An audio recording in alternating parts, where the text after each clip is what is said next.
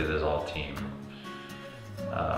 which a lot of people say, but it is so critical to have the right people around your table at, the first day one, right? If you make a bad hire early, it can be devastating to your company because you just don't have the luxury of time on your side.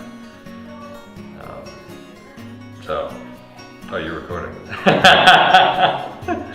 So, when I start companies, I think, obviously it starts with a vision, it starts with an idea, it starts with a concept that we think has, that I think has merit in the marketplace. But it obviously can't stop there. There's so many people that have ideas, but they just don't really know what to do with them. So what you have to do is, I talked a bit about this before, that you have to validate whatever hypothesis you have. You believe that there's a business opportunity. How do you go validate that?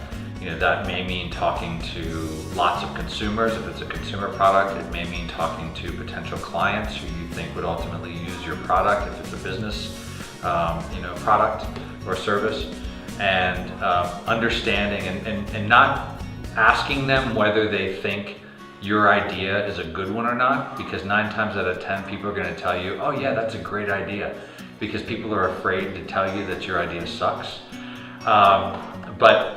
So you really have to ask them non-leading questions, and instead ask questions about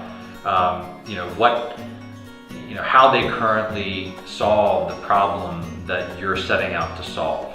Asking them just the same 10 questions to as many companies or as many individuals as you possibly can to get a structured data response. And you can look at those responses and determine whether or not you have a viable business out of it, or at least viable enough for you to take the next step. Once you've done that and you feel like, and perhaps you've already gone out and sought a co-founder or 1 or 2 other co-founders to help you through this process, doing this in your spare time while you still have a full-time job and while everybody still has a full-time job is perfectly doable.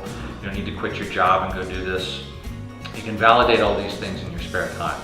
And once you've gotten far enough along and everybody's on board with the idea, ultimately as the CEO, you have to be the chief salesman for your product or your service. And by salesman, I don't mean the guy that's out going and getting the contract signed, although you probably have to do that too. I mean the person who can sell the vision, the person who can rally people around an idea, because that's all it is right now. You have to be excited and clearly passionate about what you're doing and the problems you're going out to solve and why you want to do it.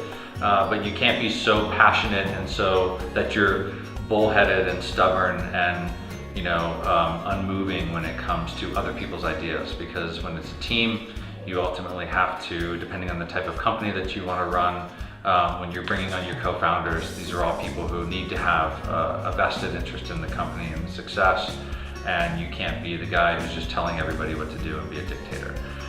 So selling people on your vision, getting them excited about it as much as you are, such that everybody wants to join and do this, is a critical first step in the process. And that translates also into when you go talk to investors and you want to raise money, you have to be able to express that excitement over what you're doing and the problems that you're out there trying to solve, while at the same time listening to their ideas and taking them and being constructive with them, and because ultimately you're building a team both with your internal people and your investors.